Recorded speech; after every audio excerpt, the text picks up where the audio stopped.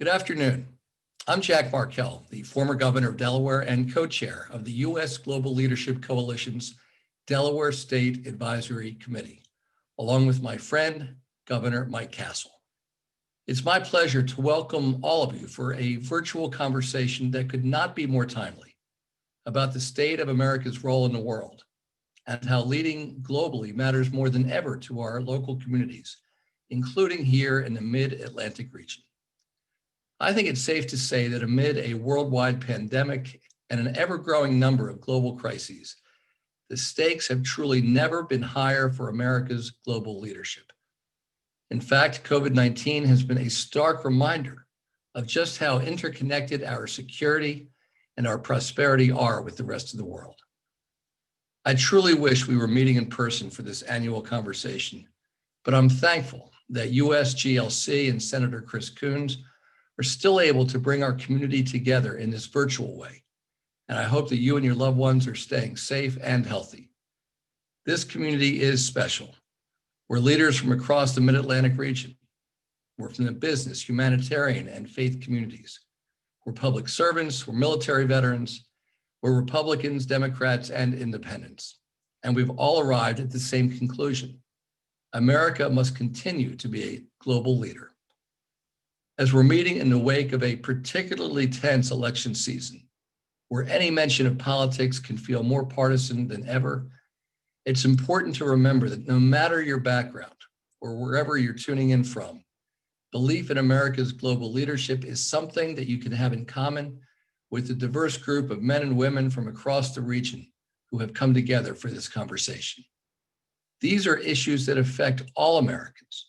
And I hope that the dynamic conversations you'll hear today will inspire you to continue this vital discussion and share what you've learned about America's role in the world with your family, your friends, and your colleagues.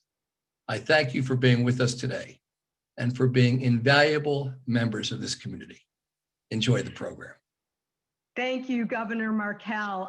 We're honored to have you kick off today's program, and we're so fortunate that you and Governor Castle serve as USGLC's Delaware leaders. I'm Liz Schrayer. I'm President and CEO of the USGLC, and I am thrilled to welcome you to our largest attendance ever for our Mid-Atlantic Regional Summit, hosted by the extraordinary, indefatigable, and our champion, Senator Chris Coons, one of the most highly respected senators who is smart, determined, thoughtful, and one of those, as you know, works across the aisle to get things done for Delaware and for all of America. And when it comes to foreign policy, there's no one that I would rather turn to or count on. This program today really matters, and we are honored to partner with Senator Coons. You know, today is our fourth annual summit that we have hosted here in Delaware.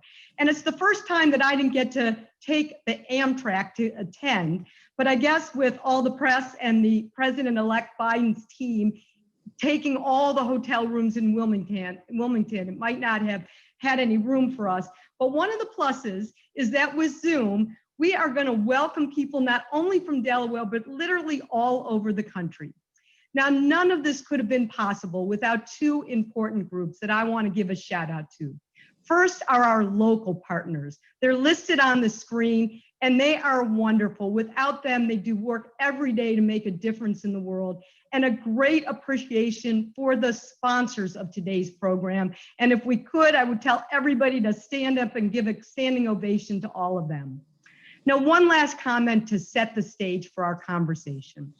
This is USGLC's 25th anniversary year, and I couldn't be prouder of the broad-based network of voices across the country, of businesses, NGOs, faith leaders, veterans, farmers, Rotarians, academics, so many different kind of voices that believe in the power of America, partnering with others to create a better, safer world. 25 years ago, just after the Cold War, there were many fellow citizens who thought we won and we don't need to be involved in the world. And that was really dangerous. Since then, we have energized voices like all of yours to to support development, diplomacy, engagement in the world through our State Department, USAID, Peace Corps, and it's really made a difference. And this past week, we were preparing for our 25th celebration. It's going to be a 1-hour program on December 1. I hope you all get involved and watch it. It's on World AIDS Day, and we're going to honor many people, including Dr. Tony Fauci. Even Elton John is showing up, so certainly tune in. But as preparation, I got to interview over the last week many of our National Advisory Council members, 7 former cabinet secretaries, Secretaries Rice, Albright, Gates, Hillary Clinton, General Mattis, General Powell, even Secretary George Shultz, who is turning 100 next month.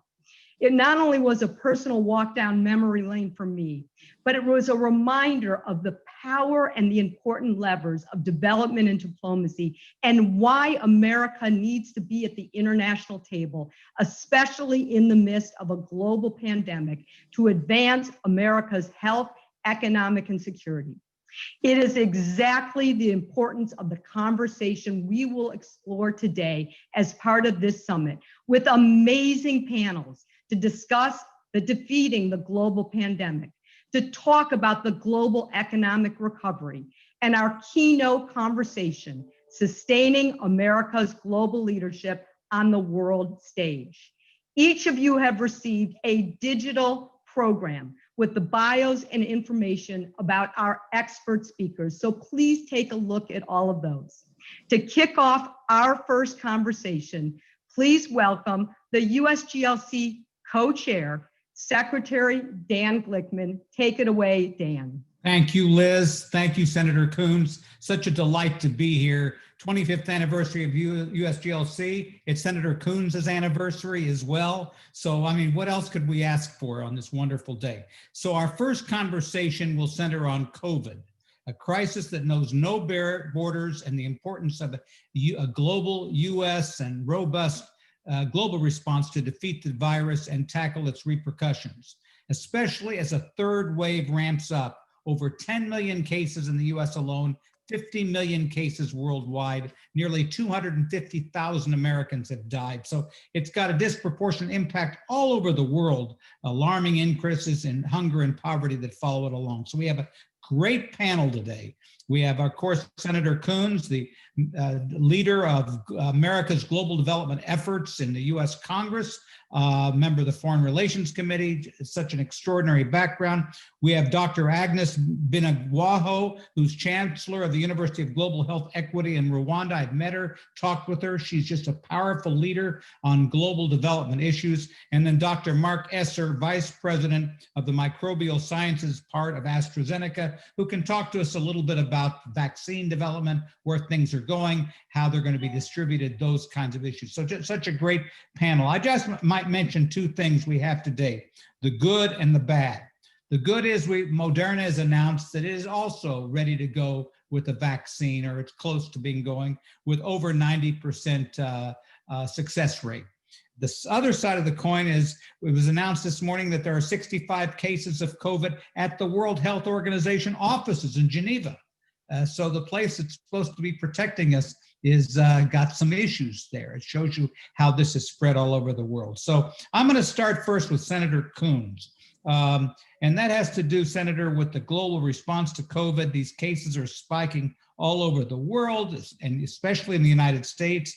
There are increasing causes of inaction. The Gates Foundation recently reported that we've lost 25 years of progress on global development in just 25 weeks. So in this face of a truly global crisis, what more should the United States be doing to lead the fight against COVID?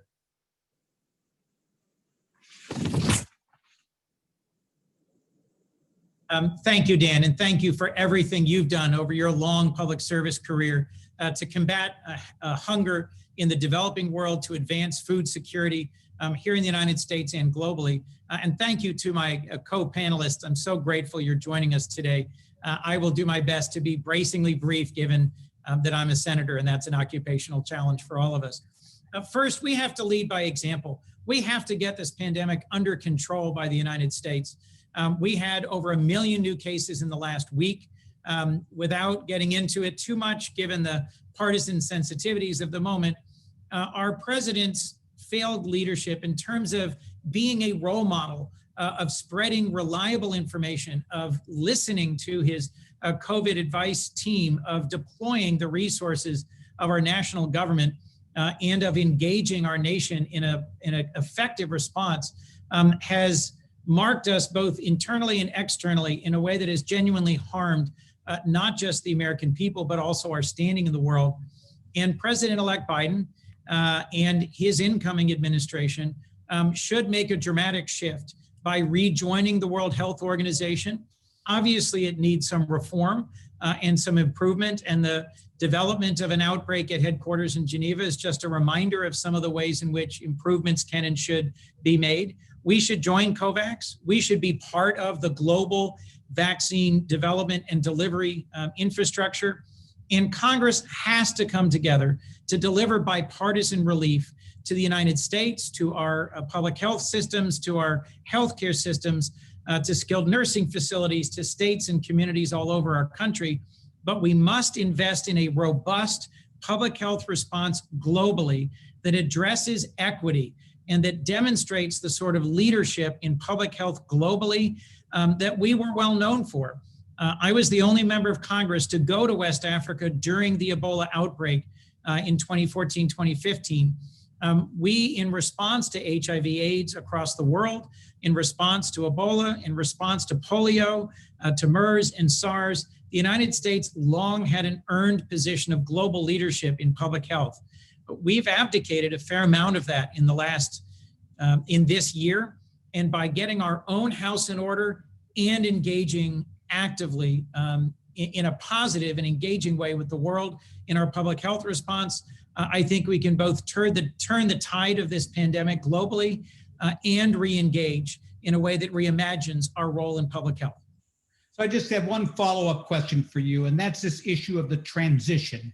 Again, not to be overly political about it, but what it does concern an awful lot of folks, including me, that if there's not a seamless transition on the COVID issues, that it's going to impact the distribution of the vaccine when it becomes available. I wonder if you might comment on that. Oh, that's right, Dan. You know, we've had a dozen Republican senators now over the last week speak out about how President-elect Biden and Vice President-elect Harris should be getting the presidential daily briefing, which is the highest level of intelligence briefing that we have and is traditionally given to a transition. One of the things I'm raising with my Republican colleagues is the issue you're speaking to, Dan, which is the same applies to the COVID response. We have to more tightly coordinate between the outgoing and the incoming administration, or we risk doing a terrible job at the handoff.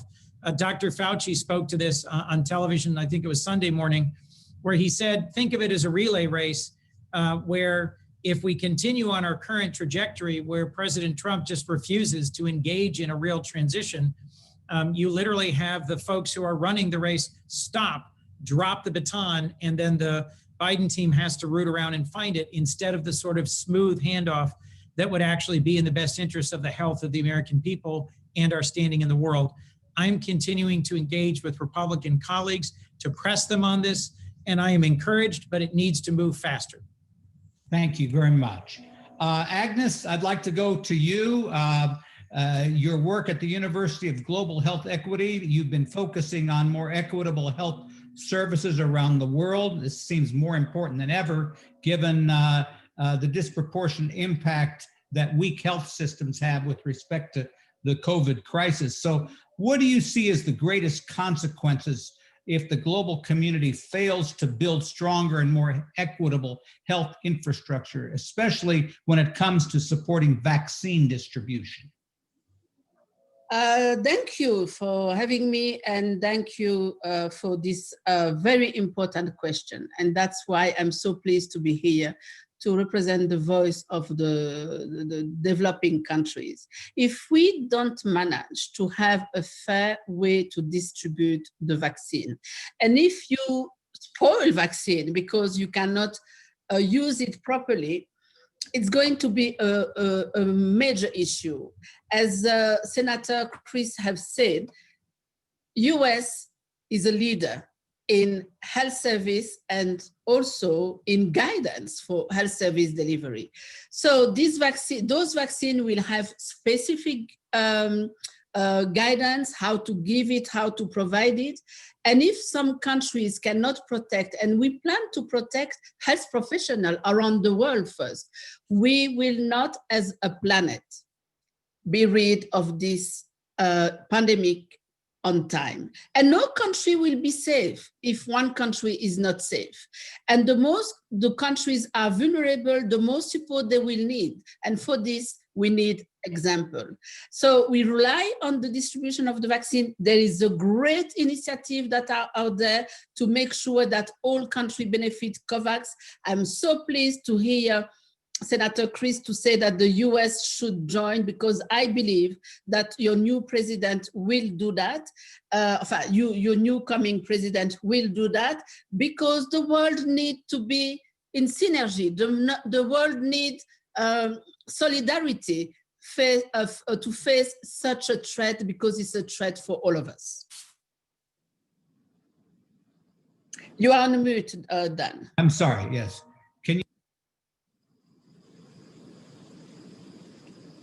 You are still on mute, Dan. Sorry, I keep going into mute. Can you tell us how COVID is affecting East Africa, Rwanda, numbers of cases, and whether you've been able to deal with some of the therapeutics there?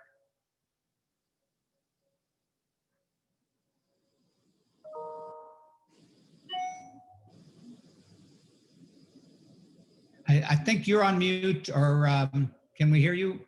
Sorry, it's my turn. Yeah. What I can say, Dan, is that thanks God, the majority of our leaders in this continent has followed the science. Before the first case in Africa, CDC Africa called all the ministers of health and say how serious it is. Here are the guidelines, go home and apply that. Many countries have done that. So it has protected us by doing the lockdown on time, stopping the risk of plane, because many new cases were coming by plane, controlling the borders because by testing and treating. So that means we have not allowed the virus to penetrate our communities. That's how we have managed, because we didn't have the ICU reanimation tools to save people if sick. So it was to block the virus, and Africa did so. However, the lockdown, etc., the impact on economy is going to be huge, but life has been saved. Thank you. Thank you so much, Agnes. So, Dr. Esser, I'm fully aware that your company, AstraZeneca, one of the leading pharmaceutical companies in the world, has reached an agreement with the CEPI and Gavi, two leading international groups working on vaccines, to manufacture, I think it's 300 million doses of the COVID-19 vaccine. So talk a little bit about why companies like AstraZeneca are partnering with multilateral coalitions to ensure that we can deal with this COVID pandemic, and how can the expertise and resources of the private sector be further leveraged to tackle COVID-19 around the world? Yeah, happy to do so. And first, thank you for the opportunity to be a part of the panel today. And it's a real pleasure to be able to represent AstraZeneca and some of the work that we're doing, to hopefully stave off this pandemic. I mean, first, let me say that defeating this global pandemic would not even be possible without private public partnerships. And even with the good news today coming from Moderna with 94% efficacy, which is just outstanding, their success would not have been possible without the work done years ago from the Vaccine Research Center at the NIH and the team of Barney Graham, who had actually done some of the earliest work studying SARS-1, so that when SARS-2 did appear, the research teams started with a running start and not from a standstill, using the relay race analogy. So I think, for us, we've partnered with governments, multilateral organizations, NGOs, and manufacturers around the world to really provide, hopefully, fair and equitable access to the vaccine. I think many of you know that during the pandemic, we're going to provide the vaccine at not-for-profit And the challenge now is working with all these organizations around the world. I think we have more than 17 different agreements in place to distribute the vaccine will be the challenge, if successful, of course. So what we like to say, this is truly collaboration in action as we work with many folks in different parts of the world to set up the network to provide the vaccine if, again, it's successful. So as we look down the road in 2021, you got any prognostications or estimates about when we're going to get significant distribution of vaccines, both in the US and in the developing world? Will it be this summer? Will it be later? When can we expect vaccines? And of course, that depends on people wanting to be vaccinated as well, which is another issue. But I wonder if you might comment on that. Yeah, and I'll caveat it with, I tend to be an optimist, but I really, with the success coming off the heels of the Pfizer results and the Moderna results, it does show scientifically and medically that the virus is defeatable. We can boost the immune system in people, both the young and the elderly, importantly, to generate neutralizing antibodies that can stop the virus in the tracks. So now the challenge is scaling up the manufacturing of not only these first two vaccines, but hopefully the second, third, and fourth ones that come along the line and distributing them. Fortunately, that planning and that work was started at the very beginning, not waiting till success, but planning for success, which is very different than the way we normally operate in the pharmaceutical world, and building that infrastructure to get those vaccines out to people as quickly as possible. So I personally, think we'll start to see a lot of it become available in the springtime. And hopefully by this time next year, things will be maybe not back to normal, but a good sense of normalcy. And just one more follow-up with you. You've talked about the work that's done at the NIH and other research efforts, which of course were funded in large part by the US government with the help of people like Senator Coons. But what can we do to better prepare and prevent future infectious disease outbreaks? So we've been through SARS, we've been through Ebola, we've been through the swine flu, other kinds of things. So is it more money for research? Is it better international collaboration? All of the above? A little bit of all of the above. We had a couple warning shots across the bow with SARS-1 and MERS and pandemic flu back in 2009. And I think for me personally, the one area where I think there could be some strategic investment would be in biomanufacturing for biologics. We realize that has been a constraint in the whole system, not just here in the US, but worldwide, just manufacturing capacity. And, call out the partnership we have with the National Institute for Innovation in Manufacturing and Biopharmaceuticals, the work we've been doing with the University of Delaware and NIST over the last couple of years to really accelerate some of these next generation manufacturing, trained scientists, chemical engineers, something I'm passionate about, reaching out to high schools and college students about careers in this space. I think there's room for improvement there. We got caught off guard, to be honest, and it's an opportunity to improve on going forward. So I would just follow up with Senator Coons on that question about, you talked about how you talked to senators from the other side of the aisle about a lot of these issues. The president's malaria initiative had significant bipartisan support with Republicans and Democrats supporting it. The Ebola initiative was by and large had bipartisan support for it. What can we do to make these issues more bipartisan? After all, they are issues of life and death, and both in terms of funding and in terms of public support. I'd ask Senator Coons. Well, Dan, here's where I'll give a shout out to USGLC, not my last one today. We have to have organizations like USGLC that engage Middle Americans and have a conversation with them and their representatives in Congress about how investment in public health, investment in promoting stability, security, diplomacy, and development actually redounds to our benefit, makes Americans safer and more prosperous. And you've done that work over 25 years. In some ways, it's more urgent now than it's ever been.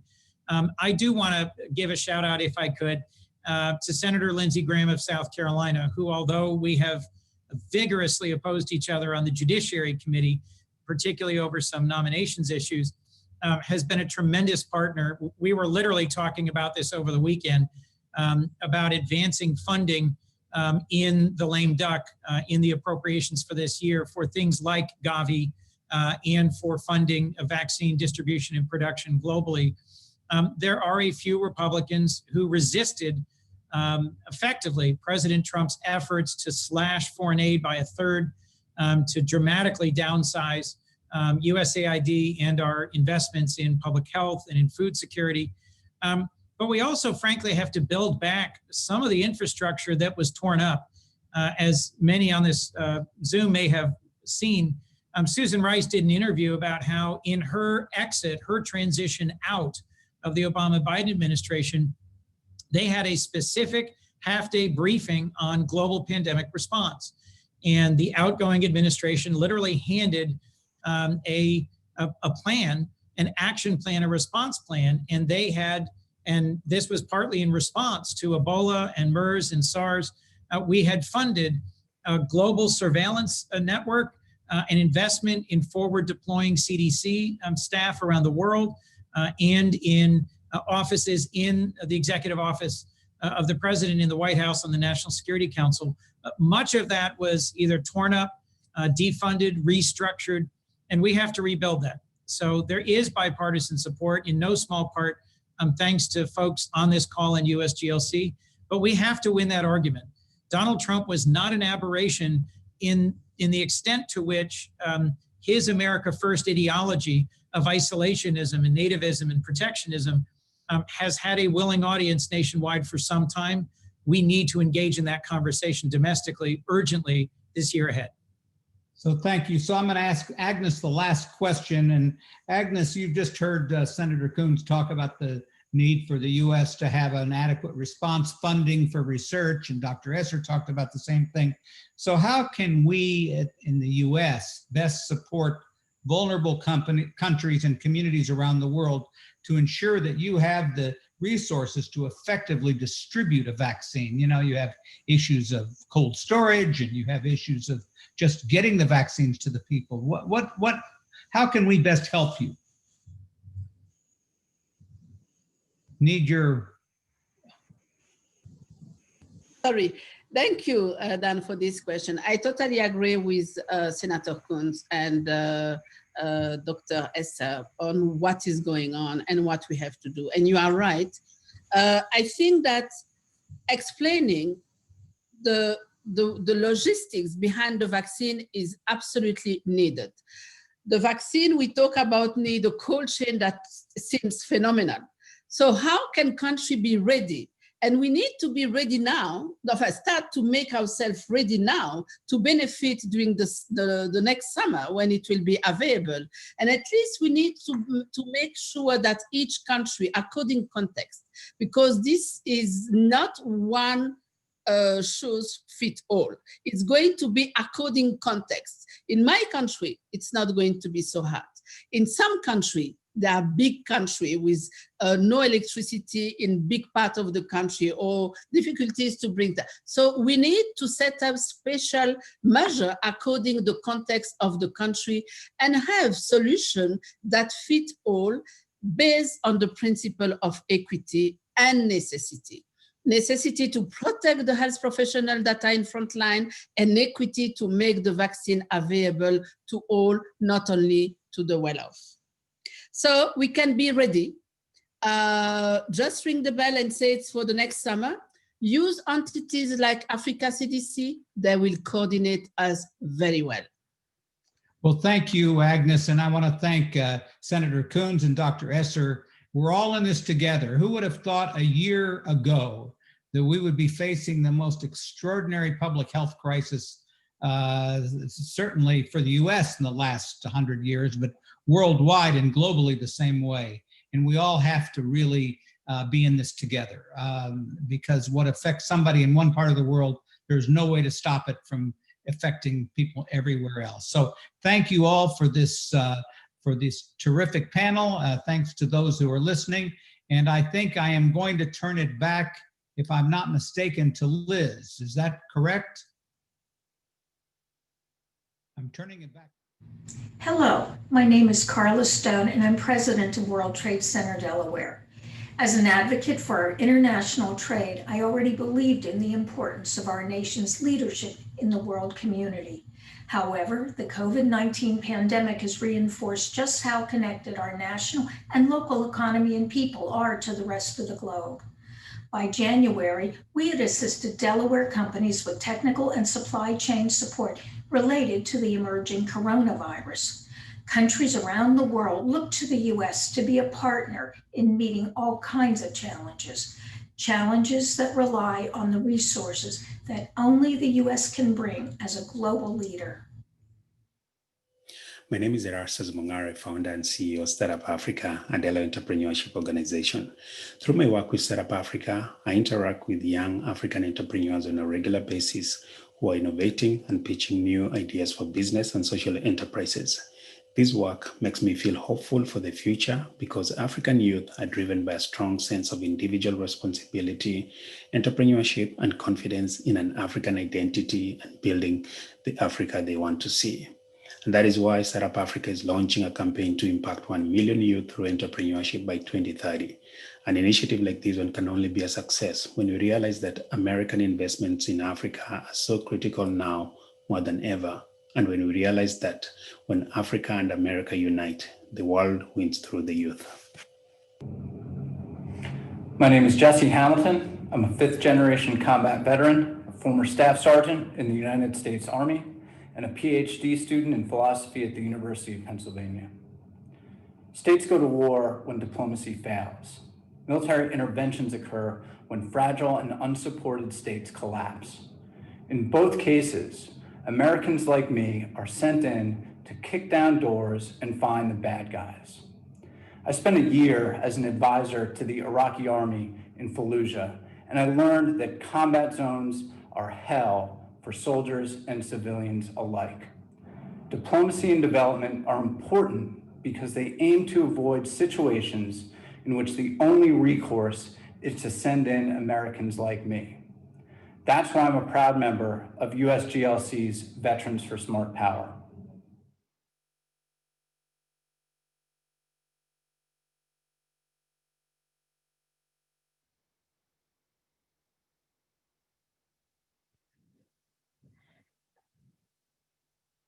Well, what a great first conversation and exciting comments from our Delawareans in those videos.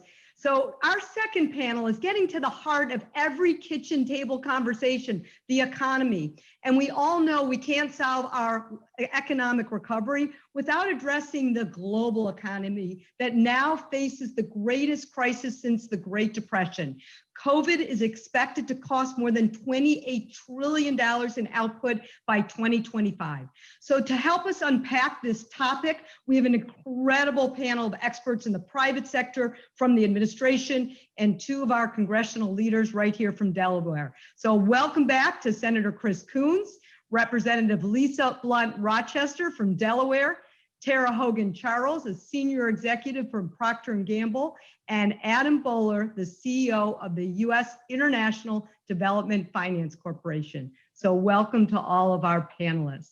I'm going to get right into it, and I'm going to start with Representative Blunt Rochester. You have an impressive economic and foreign policy background, so I'm going to start with you to help us unpack this, because America's economy is completely interconnected to our global economy. You and I have talked about this. I was looking at some statistics, and Delaware businesses alone exported last year more than $400 billion in goods. However, this year compared to last year, U.S. exports are down by 51% in key markets like South and Central America, Africa. And here's my question. Obviously, we're all focused on efforts to address the domestic economic recovery. But Congresswoman, can you talk about this interconnection on what we need to be doing to address and protect these emerging markets from further collapse in order to address our economic recovery here at home? Welcome, and welcome your remarks. Thank you so much, Liz, and to USGLC for having me. I want to also give special recognition to Senator Chris Coons, who has been a champion on these issues and has been a leader and had a lot of forethought to even be having these conversations and really fits this present moment. And I guess I really pick up where Dan left off, that we are connected. I think the pandemic in and of itself is a clear indicator. So for example, even in Delaware, when the pandemic first broke, people were thinking, well, we have access to the PPE, but not the vial to put the test in. We have access to a ventilator, but not the tube. The tube is made in Italy. And so just recognizing the interconnection that we have is something that everyone on this call recognizes. But we in Delaware have a special connection. I mean, you think about the different industries we have, everything from farming, where soy and poultry are something that we export around the world. You look at issues like what impact that has on our port, but also to those countries that do business with us. Polymers, again, we are a state that has financial services, we have agriculture, we also have chemicals, and all of these things make up that $4 billion in exports that we talk about. I think what we really have learned through this time is that connection is vital, and that in order to be able to be supportive of and connected to, we have to do a better job. And so Senator Coons has had a lot of foresight in terms of focusing on these issues, but even Delaware State University with its Center for Global Africa has looked at problem solving and income generating ideas to help both. That is a win-win for both of us. It's also a national security interest for all of us. My first CODEL, I got a chance to go with Senator Coons.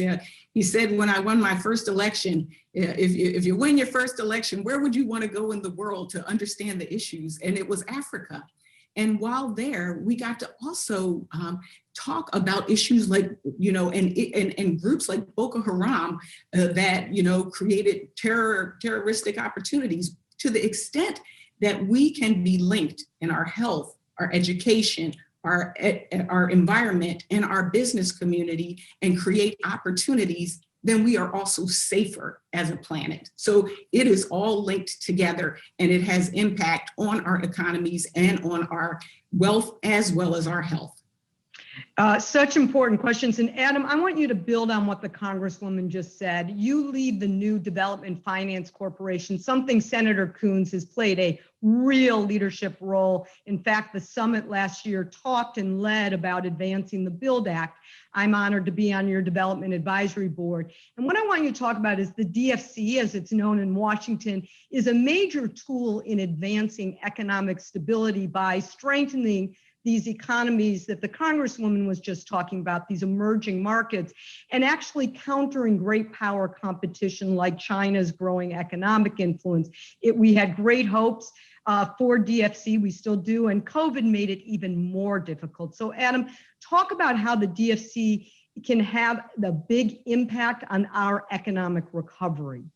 Absolutely. So let me start by noting the impact that BUILD Act, which created DFC, has had, I think, on U.S. foreign policy and development. What I hear every single time that I go to another country, when you speak in an emerging country to the head of state, they say, well, we didn't want to take money from China or this other country. But there was no alternative. There was no alternative from the United States. And so people generally, I think the US offers a phenomenal alternative if we show up. And DFC, I always say state is the diplomats of the United States government. People know the military. We are the money of the United States government combined with other tools, and used helpfully. It's really important. And it's, the bipartisan nature of this BUILD Act allowed me to say, hey, this is not a Republican, a Democratic priority. This is an American priority. Senator Coons was a major driver of this in terms of making it a reality. In the context of the pandemic, what you said is 100% correct, which is our whole team here realized that something like DFC is needed more than ever before. And so let me give a couple examples. Many emerging countries don't have the opportunity to do things like PPP, like what we did in the United States. And so DFC was able to act quickly and put together what I consider a virtual PPP, where we were able to ensure in a lot of emerging economies that small and medium-sized businesses didn't go out of business. And so I think number one, because we're able to extend credit. So number one, you're able to ensure lots of people don't lose jobs. You're able to ensure development continues in those countries. And then from a national security perspective, if all of those small businesses go out of business and everybody loses their jobs, you think about the insecurity that creates and the turmoil. So the two are so linked. Tara, I want to get the private sector perspective in here. One of the keys to our global economy has been these public-private partnerships. And Procter & Gamble, like many businesses, have been partnering with the US government in the developing world. And that's been a game changer. Not only the right thing to do, but as we often said, the smart thing to do to stabilize the economy. And in COVID, you've had this outsized impact supporting vulnerable communities. You partner with USAID on clean water. You're delivering hygiene kits to many countries. So can you talk about how the private sector is working with the US government to tackle some of these global health challenges? And again, coming back to the key question, how does it impact our economic recovery? Sure. Thanks, Liz, and good afternoon, everyone. It really is a privilege to be a part of such a distinguished panel. This is my third summit, and it's one that I look forward to every year. So thank you to Senator Coons for continuing to host these amazing conversations, and Congresswoman Rochester, wonderful to see you, and thank you for being here, Adam. So, Liz, it's clear that the world was really not prepared for COVID-19. What was also clear very early on is that in order to get through this, it really had to be all hands on deck. That individuals, that governments, that health experts, and yes, the private sector, each have an important role to play if we were to really overcome COVID-19. So just for the purposes of the audience, so public-private partnerships are especially needed when the situation at hand requires innovative solutions and expertise that is really agile enough to respond to a rapidly changing landscape. During COVID-19 response, you have seen the private sector serve in a supportive role to the government's efforts on prevention, preparedness, and response. And I'm sure you've heard really inspirational examples throughout this conference, the AZ examples earlier today, and also in the headlines about how the private sector has and continues to partner with governments to tackle the current crisis. I think the best way to leverage the private sector to address these global health challenges like COVID-19 is to really create the environment that enables the private sector to deliver the benefit that they can uniquely provide. So for example, as the scope of the pandemic became clear and governments started implementing sheltering in place orders, we knew that people around the world would depend on P&G's trusted brands to help keep them clean, take care of their personal health and hygiene, and create healthy homes for their families. We had to adapt. We're a 187-year-old company. We had to adapt and had to adapt quickly. And to figure out how do we operate in a global pandemic? How do we operate our manufacturing facilities by keeping our employees safe and their families? And that was our number one priority. For those who may not know, we make Tide laundry, Crest toothpaste, Pampers diapers, and everyone saw the headlines about Charmin bath tissue. But behind the scenes, I was incredibly inspired to see our company leverage our manufacturing knowledge and our skill to deliver PPE at a time when it was much needed and much in demand. I saw our Tide engineers, convert lines to make hand sanitizer. I saw our Gillette employees make face shields for frontline workers. I saw our Pampers teams make non-surgical face masks on our diaper lines. And all of that was done working with the government, understanding how we can operate safely. The benefit to all of that is a lot of the knowledge and expertise that we've learned and developed in our manufacturing facilities, we've now shared broadly so that others can also operate in that way. And we shared with government so that they can share those best practices so that we can continue to provide the economic resiliency that the private sector can provide. It is a long and slow process, but we know that it's a meaningful one that we can continue to provide as we operate our 100 manufacturing facilities around the world for our over 90,000 employees. So that's just a quick glimpse, Liz, and kind of what the role of the private sector can be Amazing. and what Procter & Gamble has been doing. So Senator, tie this all together. You sit on the Senate Foreign Relations Committee. Before COVID, you traveled the world. And I've had the pleasure of traveling with you overseas, and you never lost sight of this. Can you hear me? You're good now. Okay, sorry. I got so excited I hit my mic. You never lost sight of this connection of what happens globally matters locally. It wasn't always about chicken. I noticed that. But you make this connection about looking at the fragility globally and how it impacts what's happening in Delaware. And as you think about how it's mattering more than ever right now, what makes you most concerned? How do we bring it back home? You also study history. I know that as I listen to you. So what lessons learned about what's happening in these fragile economic communities of what we need to be doing for our own recovery? How do you see these fit together economically? Well, Liz, thank you. And thanks for a chance to give an overly long and complex answer. And I will try to avoid that opportunity and try and keep this relatively brief. As you and Tara know well, I worked for a global manufacturing company for 8 years before getting into local elected service. And we're honored to have County Executive Matt Meyer with us today, and spent 10 years delivering services locally through county government, and now a decade in the Senate. And I'm thrilled that Adam Boehler's with us today and grateful for his leadership of the DFC. As you just heard from Tara, one of the challenges and one of the lessons learned here has to be about the integration of global supply chains. We were suffering from a lack of imagination on some level. It has been almost exactly a century since there was a global pandemic of this scale and scope. And the global Spanish flu or global influenza pandemic of 1918-19 was significantly more lethal than COVID-19. What we do know is that we will not have the blessing of a century without a next pandemic. As I was talking with Agnes about before the panel, as the former health minister of Rwanda, she and many other public health experts around the globe, given changes in our environment, in our climate, and in human settlement, believe that the time between now and the next pandemic is going to be much shorter. We have to strengthen our planning.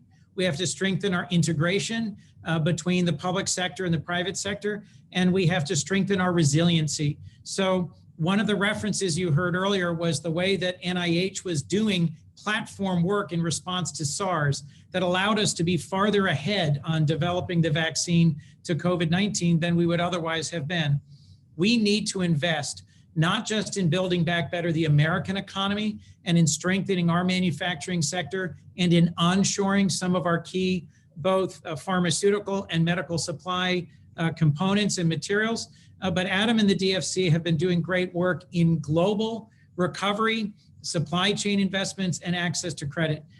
We need to really strengthen, and then we need to re-examine so we figure out what went wrong in some of our surveillance and response systems, and then strengthen them and recognize that we are an integrated globe. We're an integrated globe in the sort of consumer products that Procter & Gamble manufacturers. We're an integrated globe from a national security perspective, and we are definitely an integrated globe from a climate change and public health perspective. There are a number of interesting legislative initiatives in Congress, a manufacturing National Guard, for example, that would take those learnings that Tara was just talking about from the supply chain work and adaptation that P&G and many others did, and keep it fresh and keep it going so that we are ready for the next supply chain disruptive event. And we need to keep strengthening and expanding the DFC. It's a remarkable tool that actually gives us a capability to respond to development needs and to deliver development assistance that is more transparent, that has better metrics, and where we can explain to the average American how we are making our foreign engagement, investment, and assistance more robust, more resilient, and more responsive to their concerns and needs. That's an attempt at a quick answer. Thank you. That was an awesome answer. So let's build on that and talk about where we're going, what we need to be doing. And Congresswoman, there are several already. We passed several COVID relief packages earlier this year to stem the economic impact on pandemic. there's real suffering, as we know, particularly from vulnerable communities, both home and abroad. One of the things we've been focused on is this is a global pandemic. We need a global response. To date, we have invested the same that we have for the Ebola response to 3 countries. So what further do we need to do? How does Congress look at it to make sure we are putting in to these COVID response packages what we need to do on the global side to address the economic recovery and health recovery, again, locally? So what do we have to do globally to make sure we get it right locally? Well, first of all, I think Senator Coons, in his short and brief and concise answer, actually mentioned a few things already that we need to do. I know even for myself, I'm working with one of my Republican colleagues, Representative Carter, on a bill regarding supply chain as it relates to vaccines and distribution. I think, though, the major thing is that we need to have the global focus again. And back to the beginning of this conversation, that we are all in this together and that we're all connected. And that means investing in and supporting those development agencies that help to create, just as Adam was sharing, the ones that we know, beefing back that State Department, beefing it back up so that it can do the work that it does, as well as looking at, a global strategy for how we deal with this pandemic, and us as the United States really playing that part and being invested in that. I think what's interesting about this moment and what this moment presents is an opportunity. I mean, really the intersection. I have another bill that focuses on, energy efficiency of buildings. And so when you look globally at the things that we can do to create jobs and wealth, which helps those emerging economies, provide the capital that is necessary on the ground in other countries, but also create the environment for the private sector here to do business, look at our intellectual capital as well and the exchanges that can happen there. It's a win-win. It's our health, it's the climate, it's our economy, as well as our security. All of those are intertwined together if we get back in the game in the way that I believe we're about to, which makes me very excited.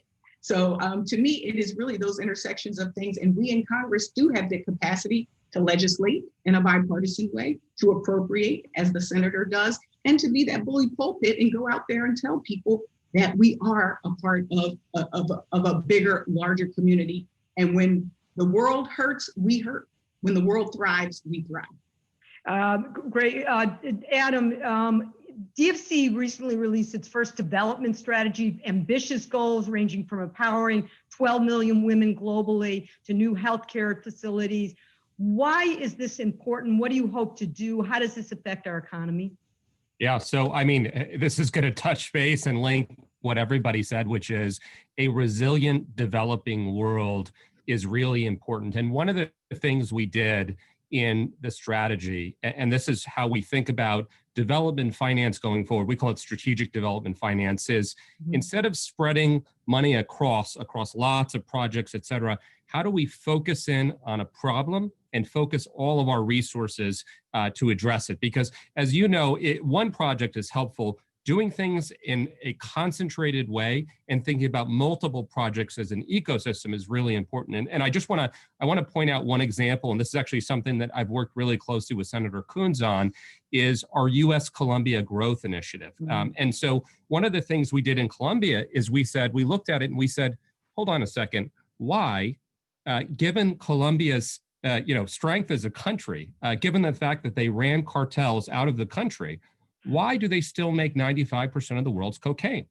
And at the end of the day, as one may suspect, it's because economically, farmers make more money growing cocaine than they do illicit crops. And so when you look at that, and you're talking about small farmers. So we took a look and we took a step back and we said, okay, how much money do farmers make in all of Colombia making cocaine? They make $1.2 billion a year. And we said, okay, how much does the United States spend every year fighting cocaine? It's a little bit in excess of $10 billion a year. you can see the disconnect, right? Yeah, I mean, it's unbelievable. You could buy them all homes for the amount of money we spend annually. And so when we looked at it, we said, well, hold on a second. If you change this economic profile so that they make more with licit crops instead of illicit crops, not only do you kind of help, by the way, 15,000 people die a year in the United States. We're spending 10 billion a year. It's the best ROI in life and finance. But if you solve this issue, you create a situation where Colombia's development is stronger because they are no longer associated with drugs, right? So how do you create a win all around? So we think about that in every country, every place we do. Fantastic. I'm going to try to get one question, Tara, and Senator Coons to wrap up. Tara, I want to talk about one thing, the cost of inaction if we don't do all the things we're talking about. The World Bank recently estimated that over 150 million people could be pushed into poverty by the end of next year as a result of the pandemic, which means that we're reversing literally decades of combating global poverty. And I have seen this renewed energy from the business community to double down on things like the Sustainable Development Goals of how we're helping the poorest, most vulnerable communities lift out of poverty. Why is that so important with the business community? And I know it's a big question, but asking you for a quick answer. So two reasons. One, it's the right thing to do, right? And we also know that these are the growing and the growing markets for us, right? That's the business answer. But can I just, one quick thing, Liz, what I hope to come out of all of this and this focus on vulnerable communities is that we can really build equity into our recovery, that we can take all of the acceleration that we've had in telehealth and all the technology, and we can bake that in to the global recovery that will accelerate the vulnerable communities and hopefully mitigate the decline into poverty. So I'm hoping that we take the opportunity to build back stronger, more resilient by creating the table stakes for vulnerable communities at the table by building equity into the recovery. So that's my hope, and it's the right thing to do. Well, Senator, that's going to be my jumping off point for your last comment, which is I am focused on it in a week and a half. We're all going to be sitting around very, very small Thanksgiving tables, just with our immediate families. But that means it's a time to also be thankful, even though we're talking about big, huge challenges in front of us. And in the space of building back the economy, the economic recovery, which is our focus for the last 25 minutes, what does give you hope that we can rise to this challenge and make sure we achieve effective global recovery from this pandemic? Senator Coons. Oh, Liz, briefly, first, just the great heart of the American people. I started this morning with something that's been happening in the Philadelphia area for 25 years. It's Camp Out for Hunger, hosted by WMMR and Philabundance. They started raising a ton of food for the food insecure in our region 25 years ago. They collected 1,300 tons of food and hundreds of thousands of dollars last year. And this year, they're going to set all-time records, even though it is mostly being done virtually. So first, we are an incredibly caring and giving people as a nation. But we've got great examples of actual success. As Adam was describing, and as we all know well, our investments in Plan Colombia actually really moved the needle in Colombia over a decade, and he is engaged in, and we are supporting, sort of the next chapter of that. The Global Food Security Act and the ways in which we've actually made a difference in food security. Dodd-Frank and some of the changes in banking regulation actually delivered a more stable banking sector globally for people around the world. And of course, PEPFAR, an initiative launched by President Bush, sustained by President Obama, and still making a difference today, is keeping 18 million people right now alive in the midst of an ongoing and not yet completely resolved HIV/AIDS pandemic. I know we're out of time for this panel. Let me simply conclude by saying thank you to everyone who's joined us.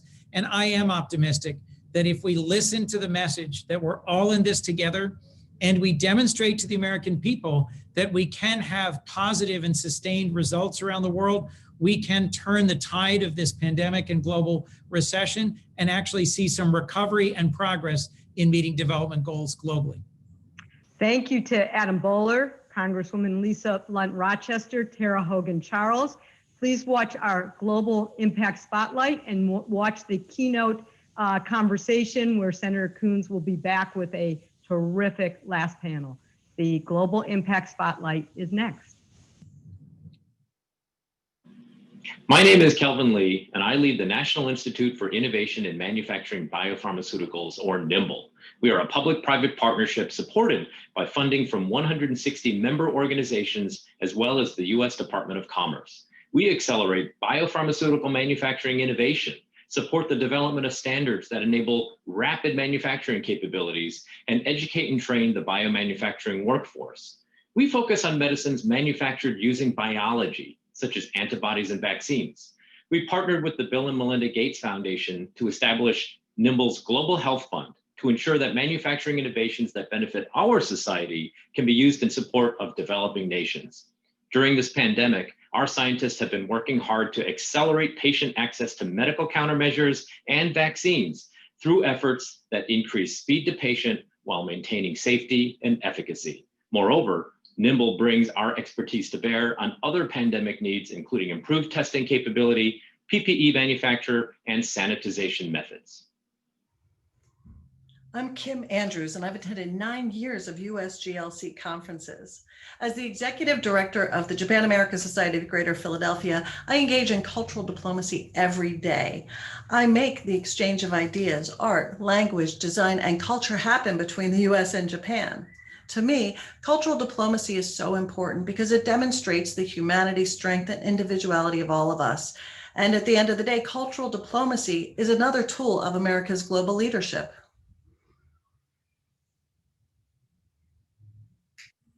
Hi, I'm Emily Brooks. As a high school student and cadet at the Delaware Military Academy, I'm hopeful for the future because throughout this pandemic, I've seen the United States work together with various other countries around the world to combat the coronavirus, whether that be participating in the race to create an effective vaccine or just sharing new additional research that may be beneficial to other countries. Being able to unify and work together with other foreign nations to overcome a common obstacle truly entails a bright future for America. And that's why next generation voices like mine will be so important in building that future.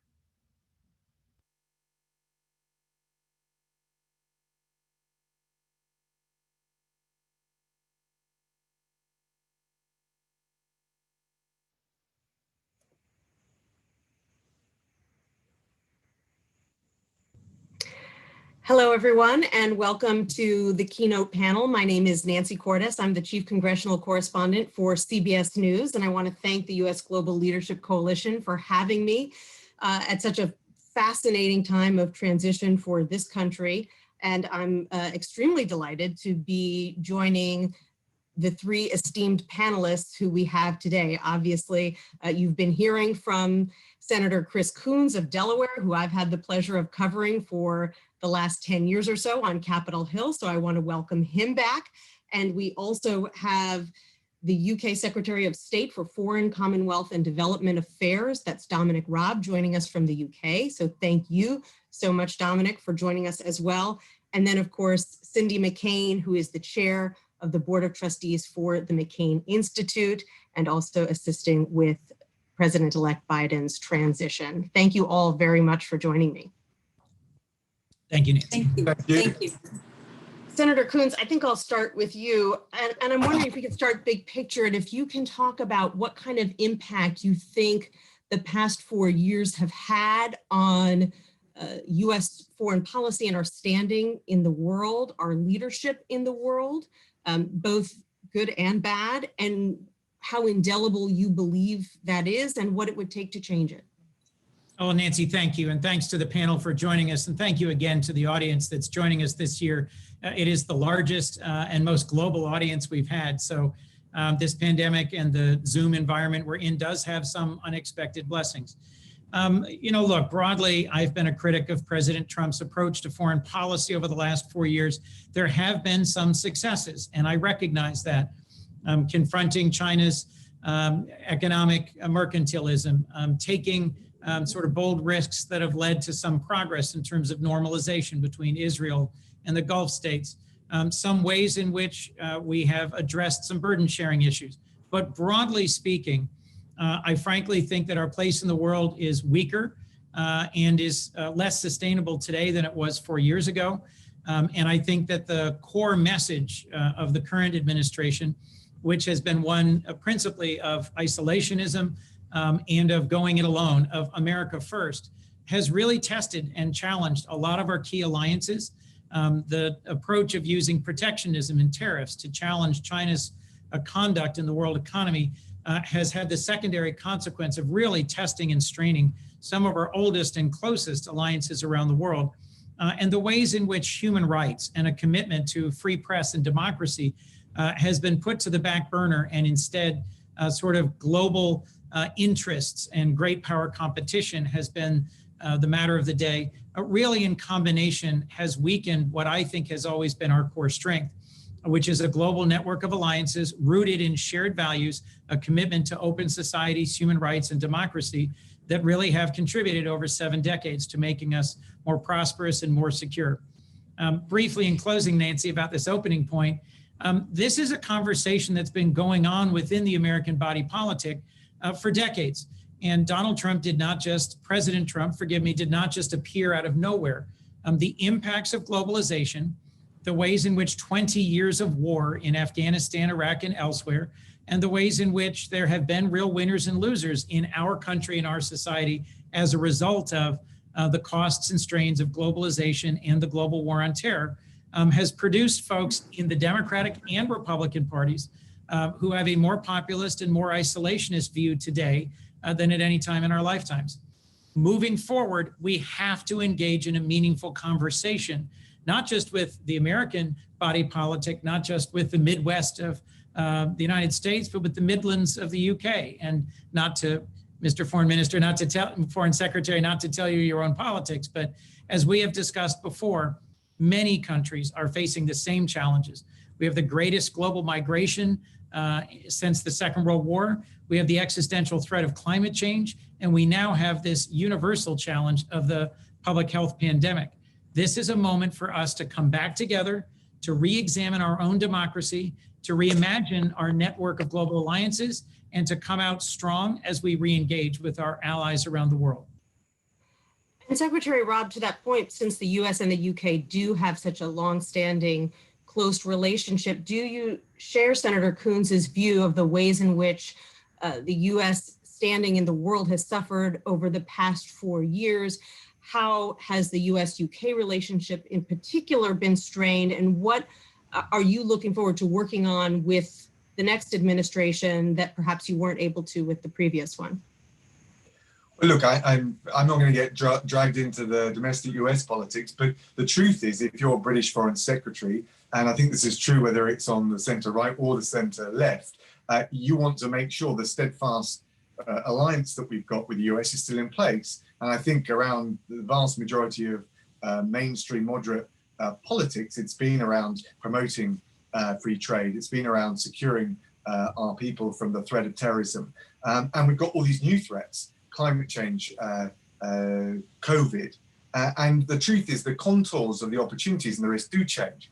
But the one thing I would say on the about the situation we're in right now is I don't think it's ever demanded more internationalism of all of us.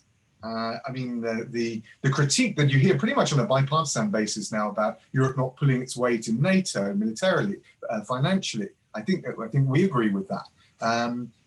We've been making that case as well, maybe not quite as vocally, but we've been making that case. But the case for leadership and internationalism and for us coming together as a team, I think has never been more compelling. And so we want that as I suppose, our national interest, but we also see it as a moral interest. And when I've had breakfast with Senator Coons when I was out in the US. I've met up with Nancy Pelosi, as well as congressional leaders on the other side. And certainly when I look at the concentric circles and the overlapping interests that we have on climate change, on security, on making sure that during this pandemic, those, whether it's state actors or non-state actors, who want to take advantage of our eyes being focused somewhere else, they're all the ones that are looking to fill the vacuum.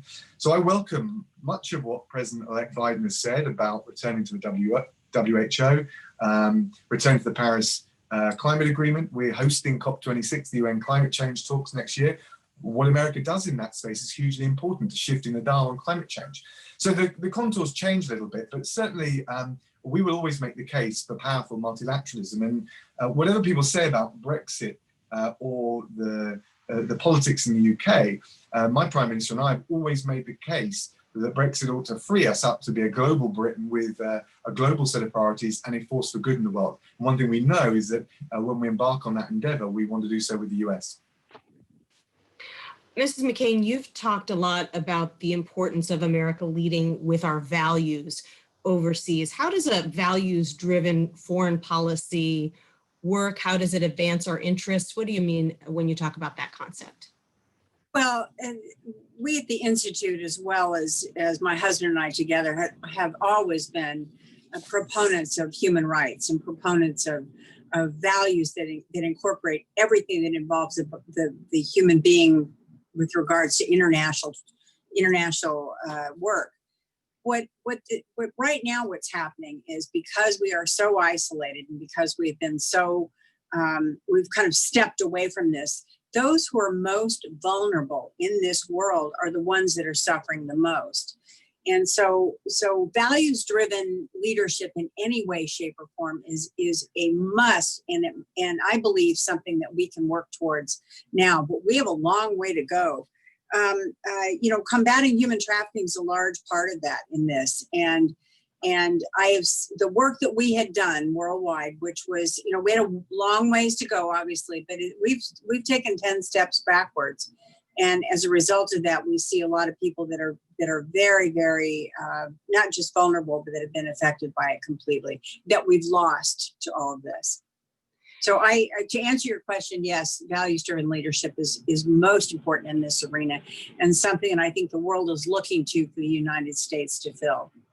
And so, Senator Coons, when it comes to addressing human trafficking or human rights or development or a number of issues that many would argue have been kind of on the back burner for the past 4 years, what do you think should be done? And how do you sell that to many Americans who might feel that this is not a priority at a time where we're also coping with a global pandemic and an economic slowdown? Well, two things, if I might, Nancy. One of the things that's been so encouraging to me about the work against human trafficking that Cindy has led so brilliantly and that has mobilized so many is that it is broadly bipartisan. The American faith community has been very concerned about and engaged in human trafficking. And in particular, evangelicals have really come to the table and led a lot of our work as a nation and around the world. And it's something that actually the National Prayer Breakfast 2 years ago, our keynote speaker leads International Justice Mission. It is something that brings Americans together around advancing our values in the world. And the investment that we make as a nation, as a government in combating human trafficking is relatively modest compared to the immense suffering that we are addressing. Mostly the kinds of things we're getting after in terms of working against human trafficking are children who are in indebted bondage, who are working in industrial settings like brick factories, and women and girls in sexual slavery. And frankly, one of the things that even in the midst of a pandemic, even in the midst of recession, that moves Americans is knowing that we can help make the condition of people at the very margins of society around the world just a little bit better. And that does speak to something that brings us together as a nation. We also have an opportunity with great partners like the United Kingdom, with whom we've had such a deep and special relationship rooted in values for so long, to return to a more robust advocacy around a free press, around open societies, and around human trafficking, combating that. That also contributes to our shared national security, because the people and the networks that are trafficking people are also often trafficking drugs, weapons, money, and supporting illicit trafficking that actually supports terrorism as well. Secretary Raab, I was surprised to read that the UK spends 0.7%, nearly 1% of its gross national income on foreign assistance. It's one of the few countries in the world to do so. Why do you think that development has such strong support among British citizens? And are there lessons that you've learned in the UK that could be applied in the US? Well, look, it's contentious. It's debated hotly in this country, but we make the case for our values and the alignment between values and interests. So, for example, with the vaccine, we've made the case that we need to build up through, we hosted a Gavi summit, we put a lot of money in, but we also encouraged others to do the same. We hit $8.8 billion. And we said, look, we've got a moral interest in making sure the most vulnerable countries around the world don't get a second wave of this awful virus, that they can vaccinate their people. We also made the case that if you get a second or third wave, it's coming back our way. And therefore, there's a very gritty UK national interest. Just on the subject, Nancy, if I may, on human rights, I thought it was very interesting hearing both Cindy and Chris talk about this. They, of course, John McCain and Ben Cardin introduced the Magnitsky sanctions in the US, and Bill Browder was the employer of Sergei Magnitsky, and I know his widow. And when I watched the bipartisan effort by Ben and John, supported on both sides of the aisle, I thought back in the UK we ought to do something like this. Bill Browder came to see me. I met Natalia, and so I teamed up with a previous Labour Foreign Secretary, again, showing the bipartisanship, and we passed a resolution calling for it in 2012, and I had the opportunity in 2020 as Foreign Secretary to deliver it in the House of Commons, and we've just done the first wave of designations. We're going to do another one before Christmas. My point is just actually, first of all, to thank Cindy for the example of John. I've thanked Ben Cardin, so I think it's only right that I thank the Republican side as well. And to say that there is a real case in these very polarized times for that kind of bipartisanship, but just on the international stage, it's a great tool. We want to be engaging with countries all around the world, but I think foreign policy does have moral red lines. I think our people expect that.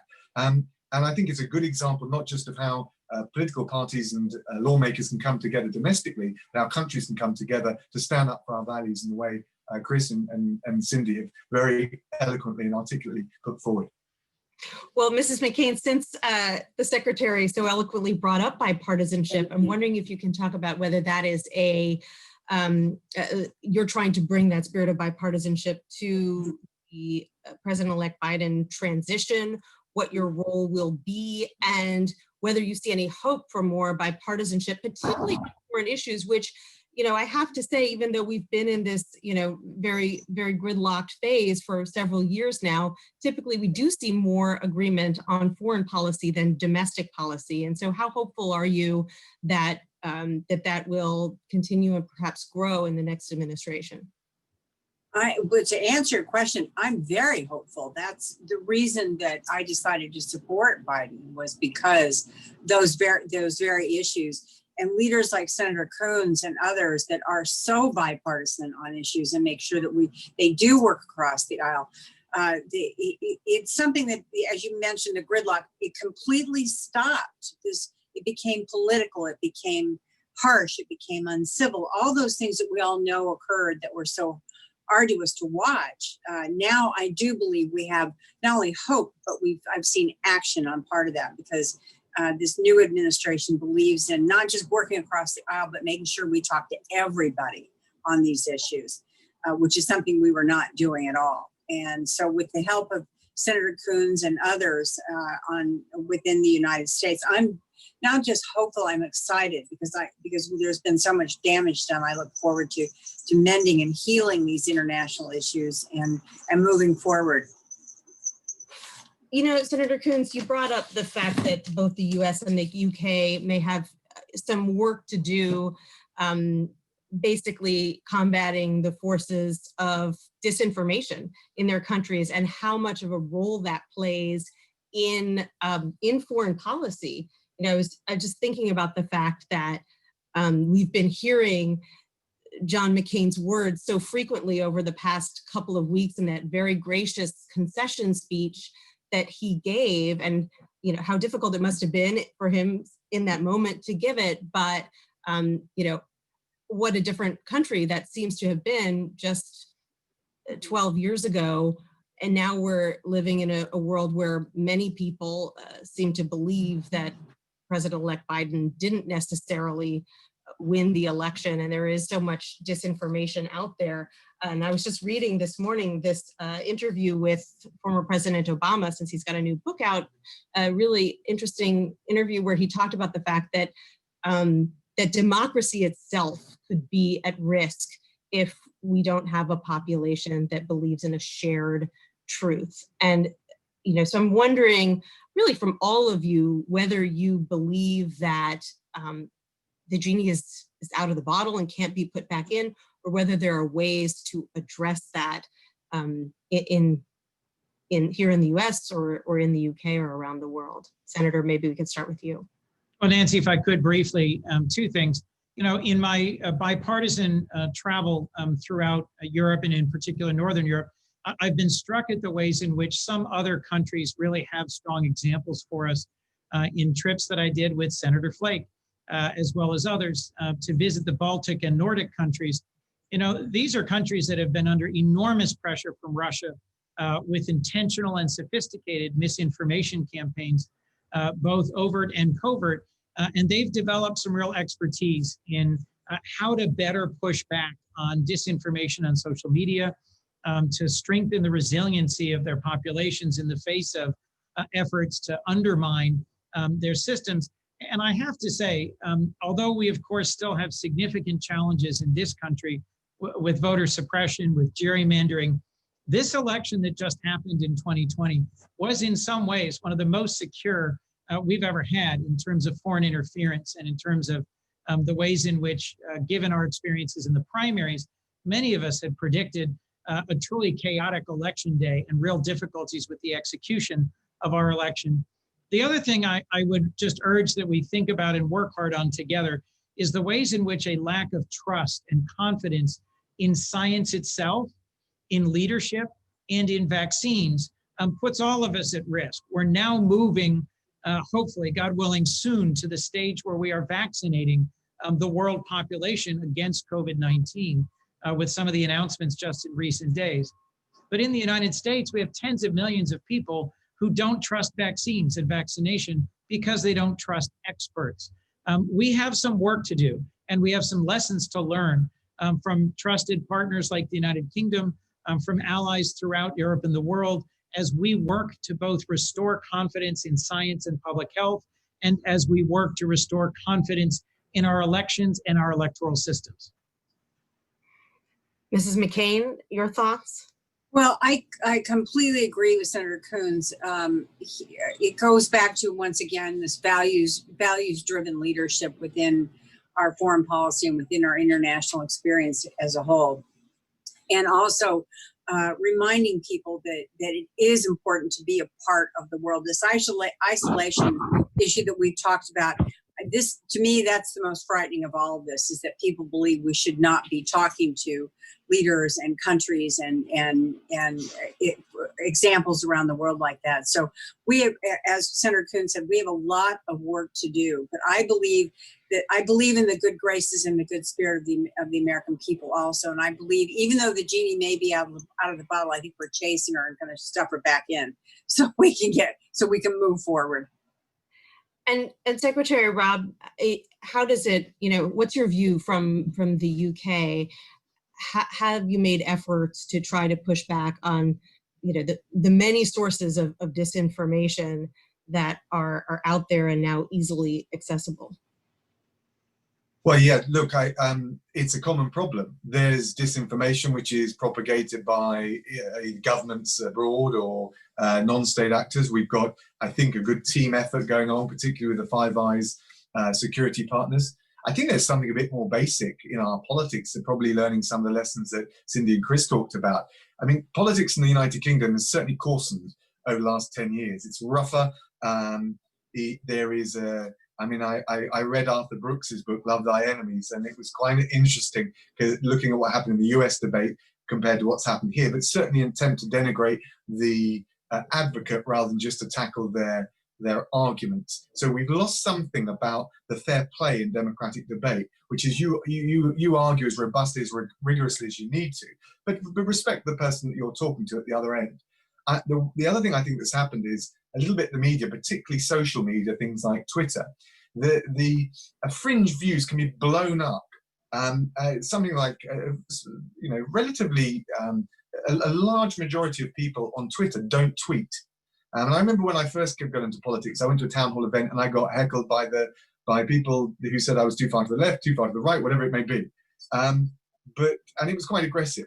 But what was interesting the next day was the number of people who emailed me quietly, didn't really want that politics, and wanted to make the case for common sense and respectful debate. You lost all of that on Twitter. But I think certainly the British people, I'm sure the American people, I think there is still a well of appetite for respectful debate. And I think it can be tough and competitive. And I'm a big believer in the John Stuart Mill view of free speech. I think we should be very careful. I don't think the answer to this is censorship. I think it's more robust debate, more robust answers and rebuttal. But I think it can be done in a respectful way. And that's certainly something that has been missing a little bit. I think you asked whether the genie's out of the bottle. I don't know what it's like in the US. I haven't seen the polling. I think there's a hankering, a yearning in the UK to recover and restore some integrity to our debate. And that means I think it starts with respecting the other side. I only have. May I also? Yes, could please, I say go something, ahead. if I may, before we go? I would like to thank, on the part of the UK, I would like to thank Sarah Thornton for all she does on the issue of human rights, trafficking, etc.